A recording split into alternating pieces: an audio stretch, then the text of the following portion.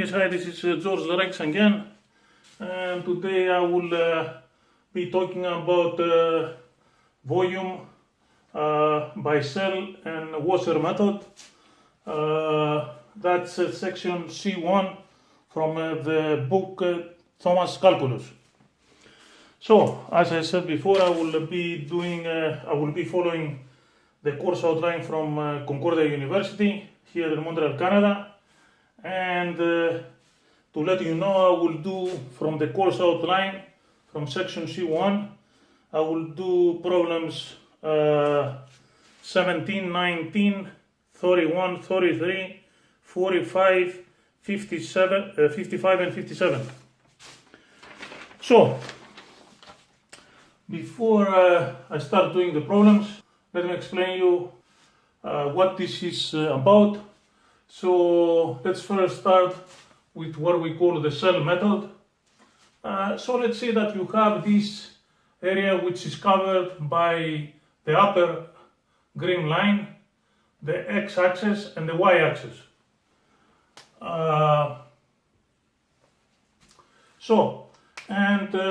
Let's say that you want to create the volume by revolution around the x-axis. How we proceed into this is that we take a small piece that has width delta x. So we're talking about this thing which is between the two blue lines.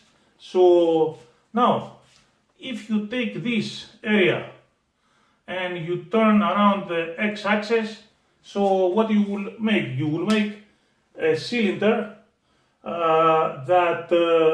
will make a small cylinder with height delta x and radius this here, which let's say call it r. Okay, this thing here. I mean, this radius is the same here and here because we take delta x to be very small, so we can assume that the radius stays the same. So that means that the volume which will be created by this small area, it will be, let's say, Vi. It will be equal with we know that the area of the volume, it's the area of the base. So in this case, the base is pi. The base has radius r, so the area of the base it will be pi r square times the height of the cylinder, which will be equal to delta x. So by continuing doing the same thing, like breaking, this segment here in small delta x and doing exactly the same thing for each, let me do one more. Let's say for each small cylinder, and and we add up all these volumes, what we will get? We will get we will get the total volume, which it will be equal with, let's say V1 plus V2 plus Vn, okay, where n tends to infinity, because we take a lot of these small intervals here. So, and now, if you see this thing here, in this formula here, the r, which is this, is what? This is the y of the function. Because, this here, the green line is a graph of some function y is equal with f of x. So, like in this point here, let's say for this x here, the y, it will be equal with this. So we have that this here is the y in different points. So actually what we will be doing is we will be, let's say, adding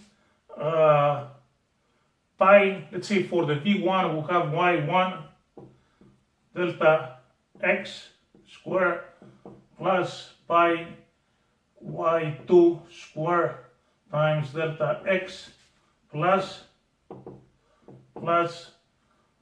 pi yn delta x square.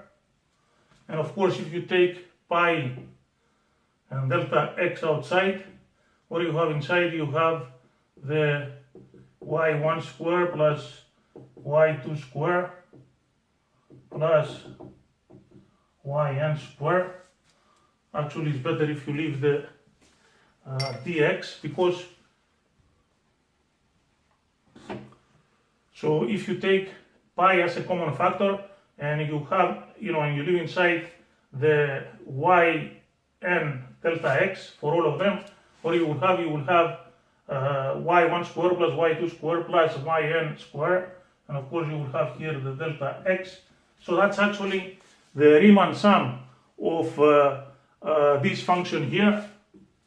Okay, so, and as we know, the Riemann sum is, the integral of the function. So that means that this here, which is actually the volume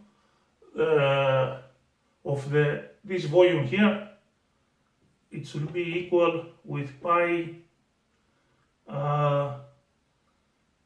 So we have y, the y is equal with f of x square delta x.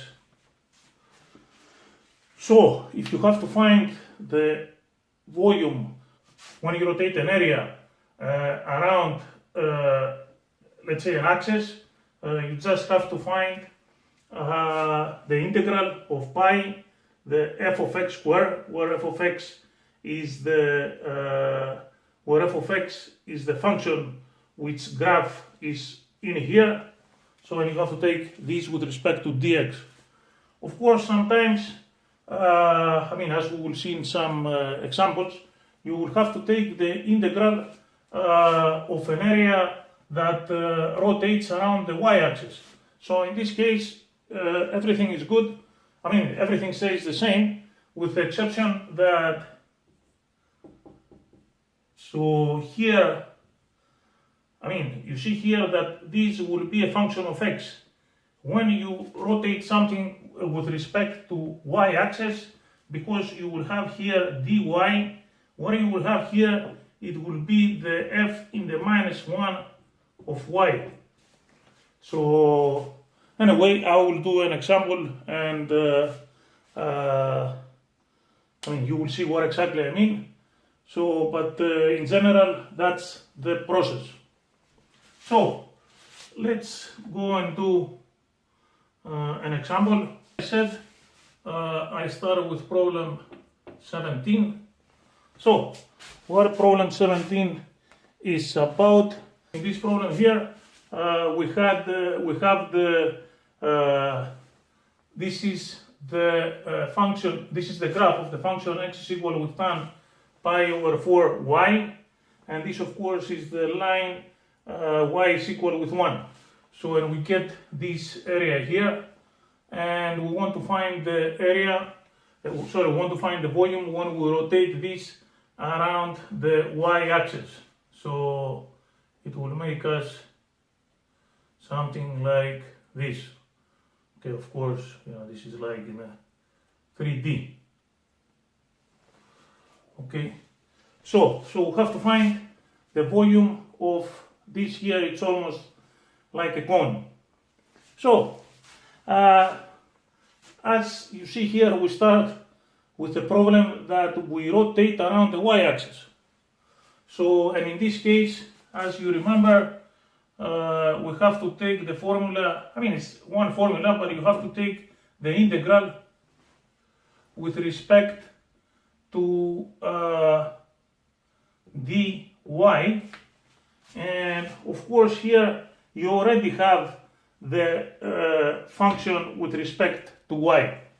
So that means you have to find the integral of this here.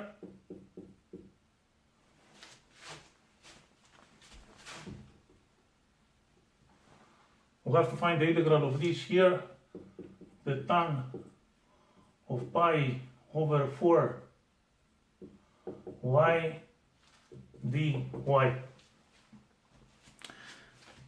And yes, something that I forgot to tell you when I was saying about, when I was stating the theory, is that this here is a definite integral, and you have to take it for the interval with respect to what you have here. You are rotating. So what do I mean by that? So here we rotate this from this point to this point with respect to y. So this point has y equal with 0, and this point has y equal with 1. So that means that this definite integral has to be from 0 to 1. So that's all. So you just, and of course, this here has to be square. Okay, because the formula again was that V, the volume, is equal with pi a to b f of x square dx, or if it's with y, f of y square dy. So, you just have to find this integral here.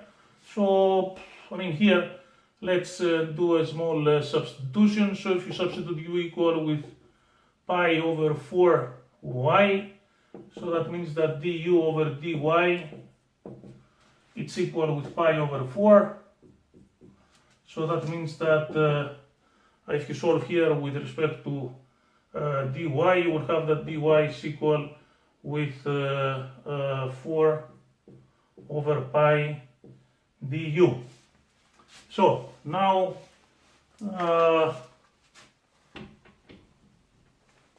you just go back to the initial integral and you substitute, and you have that v is equal with pi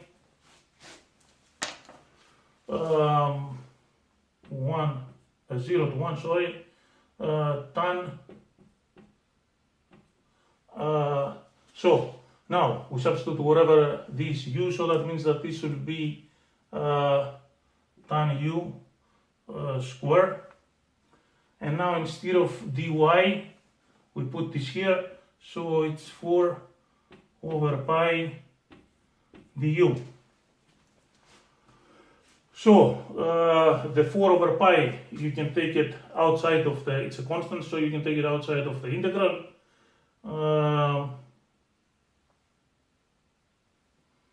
So that gives you that this is equal with pi 4 over pi, and here you have from 0 to 1. And let's keep this empty for now, and I will tell you why. So that should be the tan square u du. Now, why did I remove this? Is because, when you have a definite integral and you change the variable, you have to change the limits too, and that's pretty easy.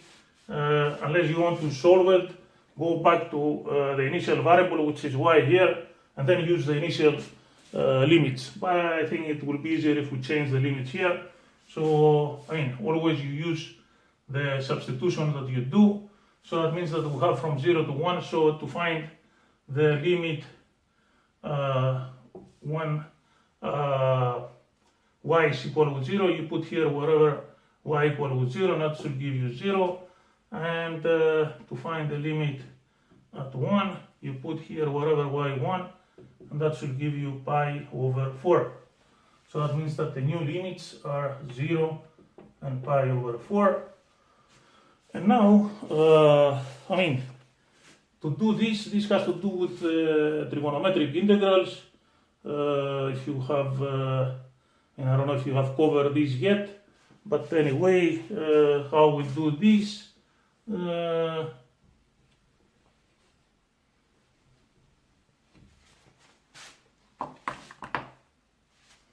And of course here pi with pi cancels. Now, this starts from the fact that,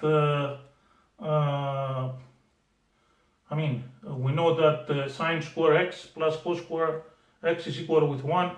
So that means that if you divide everything with cos square, that will give you that tan square x plus 1 is equal with 1 over cos square x. I mean, you can also take this ready from from the book, but me, I always prefer to derive the formulas, because how many formulas can you remember? It's always better to know how to find them. So, if you use this, of course, this here you can see that is the sec square x. And now, if you go and you substitute the tan square x or the u square from this formula here, what we will have? We will have that, of course, we have the 4 here, we have the 0, we have the pi over 4, and now the tan square u, it should be equal with sec square u minus 1 du, and now we know that the integral sec square u is equal with tangent u, and the integral of 1 is of course u with respect to u, of course. Okay, and of course here we can remove the limits since we already find the integral.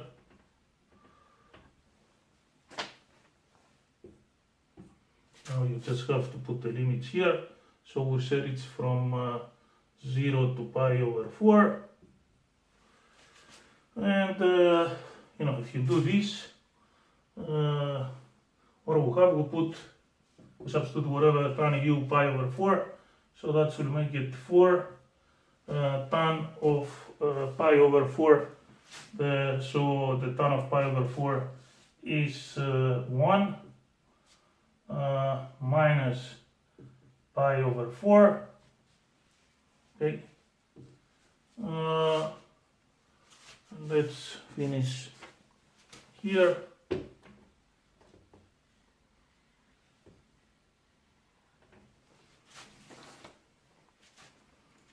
So minus, so now we have to substitute the lower limit, which is 0. So the tan of 0 equal with 0. And of course, if you put u 0, we'll give you 0, 2. So that means that what we have here, the second part is irrelevant. So that means we have 4 times 1 minus pi over 4, which will give you the final answer, which is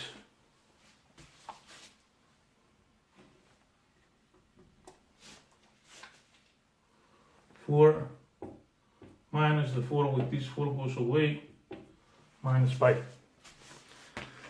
which is the final answer, which of course agrees with the answer in the back of the book. So let's do problem 19. So problem 19 is to find the volume when you rotate the area which is bounded by these lines here, these 3 lines, y is equal with x squared, y is equal with 0, x is equal with 2, when you rotate this around the x-axis. So let's do a small figure here. It's always necessary actually to do the figure, because otherwise you are running in a high risk to making a mistake. So here the first one is the x square. So the x square is of course the parabola. Then we have the y is equal with 0, which is the x-axis. And we have also the x is equal with 2. Let's say that this here is the x is equal with 2.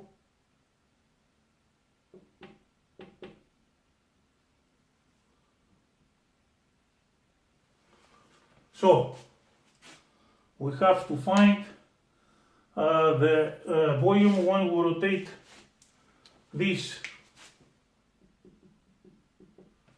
like a small area around the x-axis. So when we do this, what we get we will get something like this again,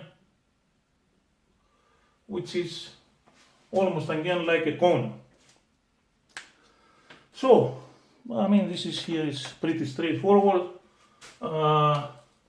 And here you see that we are rotating around the x-axis. So in this case, you have to use the formula pi. Here you put the fx square or y square dx, because we are rotating with respect to the x-axis. You have to remember this always with respect to what axis we are rotating. That's what we put here. So, yeah, this is straightforward.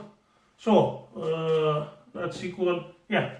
And of course, I mean, we said that you have to put the limits because this is always a definite integral. So you see we are rotating between 0 and 2. So that means the limits have to be 0 and 2.